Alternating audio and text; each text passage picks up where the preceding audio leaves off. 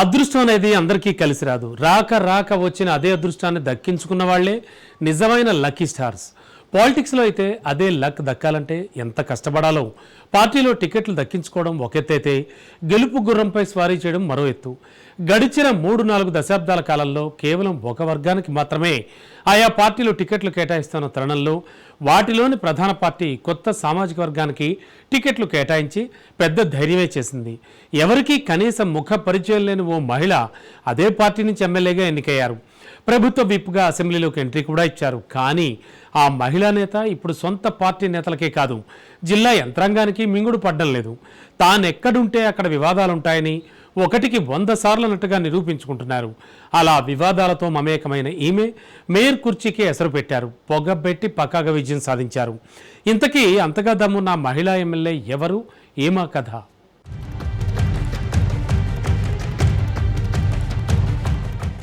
వచ్చి రావటంతోటి వైకాపా అధినేత జగన్ పై తొడగొట్టి సవాలు విసిరిన వీరనారి కడప రెడ్డమ్మ. రాజకీయంగా ఏనాడు జనంలోకి రాని ఈ రెడ్డమ్మ అసలు పేరు రెడ్డప్పగారి మాధవిరెడ్డి. తనది రాజకీయ కుటుంబమే అయినా ఆ ఊసు లేకుండా ఇంటికే పరిమితమైన ఈమె 2024 ఎన్నికల్లో కడప అసెంబ్లీ నుంచి టీడీపీ అభ్యర్థిగా బరిలోకి దిగారు.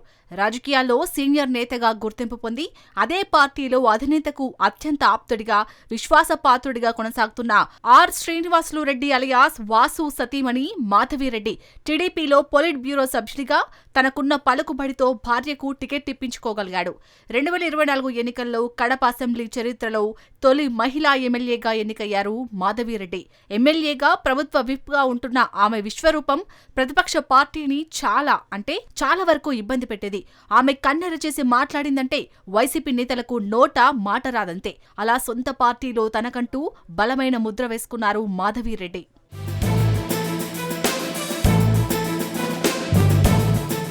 కడప అసెంబ్లీపైనే కాదు, నగరపాలక సంస్థపై పట్టు సాధించే క్రమంలో మేయర్ సురేష్ బాబును 3 చెరువుల నీళ్లు తాగించారు ఎమ్మెల్యే మాధవి. కార్పొరేషన్ కు సంబంధించి జరిగిన ఒకానొక సర్వసభ్య సమావేశంలో తనకు వేదికపై కుర్చీ లేదని అవమానంగా భావించి పెద్ద రచ్చే చేశారు. అది అంతా ఇంతా కాదు, ఏకంగా మేయర్ కుర్చీకి ఎసరు పెట్టారు. ఫలితంగా సురేష్ బాబుపై మున్సిపల్ శాఖ అనర్హత వేటు వేసింది. దాన్ని కోర్టు స్టేలతో నిలుపుకుంటూ పోరాటం సాగించినా ఫలితం లేకపోయింది.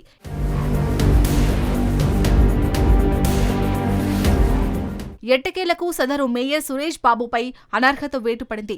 ఈ మేరకు తాజాగా రాష్ట్ర మున్సిపల్ శాఖ ముఖ్య కార్యదర్శి సురేష్ కుమార్ మేయర్ను ఆ పదవి నుంచి తొలగాలని ఉత్తర్వులు పంపారు. దీంతో కుర్చీ వివాదంపై ఎమ్మెల్యే మాధవిరెడ్డి తొలిగా విజయం సాధించినట్లయింది.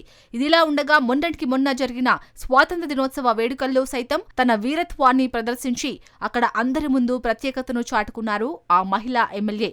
కూర్చోడానికి తనకు తన భర్తకు సీట్లు లేవని భావించి అక్కడి జాయింట్ కలెక్టర్ అదితి సింగ్ పై రుసరుసలాడారు. ఆ సంఘటన సైతం అప్పట్లో రాష్ట్ర వ్యాప్తంగా సంచలనమైంది.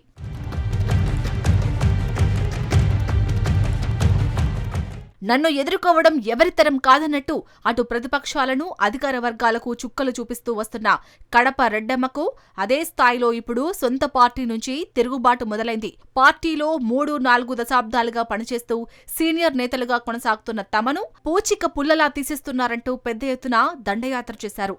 విసిగెత్తిన కొందరు తెలుగు తమ్ముళ్లు పాత కడపకు చెందిన సీనియర్ నేత కృష్ణారెడ్డి నేతృత్వంలో కార్పొరేటర్లు, ఇతర నాయకులు, కార్యకర్తలు వందల సంఖ్యలో తిరుమలేశుని తొలి గడప సాక్షిగా తిరుగుబాటు బావుట ఎగరవేశారు. అక్కడి శ్రీ లక్ష్మీ వెంకటేశ్వర స్వామి వారికి ప్రణమిల్లి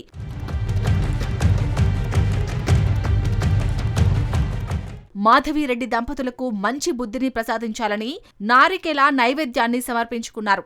తిరుగుబాటు పసుపు నేతలు ఏళ్ల తరబడి తాము పార్టీ కోసం వీర విధేయతగా పనిచేస్తూ వస్తున్నా తమను పట్టించుకోకుండా వైసీపీ నుంచి వలస వచ్చిన వారికే అత్యంత ప్రాధాన్యత ఇస్తున్నారనేది బాధితులైన ఆ నేతల ప్రధాన ఆరోపణ. ఈ దంపతుల వ్యవహార శైలిపై ఎవరికి చెప్పుకోవాలో తెలియక నేరుగా కలియుగ దైవానికి తొలి ప్రతిరూపమైన శ్రీ లక్ష్మీ వెంకటేశ్వర స్వామి వారికి వినతి పత్రాన్ని సమర్పించుకున్నామని తమ గోడును చెప్పుకున్నారు.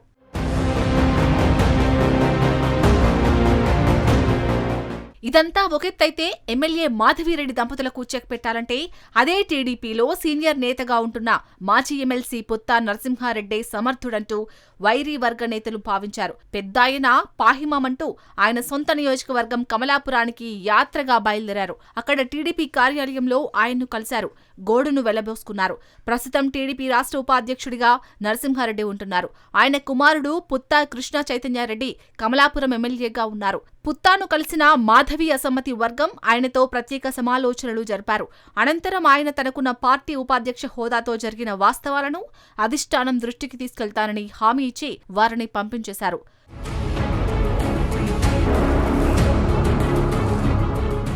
తన బలమైన వాణి ద్వారా టీడీపీ అధిష్టానంతో పలుమార్లు ప్రశంసలందుకున్న ఎమ్మెల్యే మాధవిరెడ్డి సొంత గడపలో స్వపక్షం నుంచే తిరుగుబాటును ఎదుర్కోవాల్సి వచ్చింది.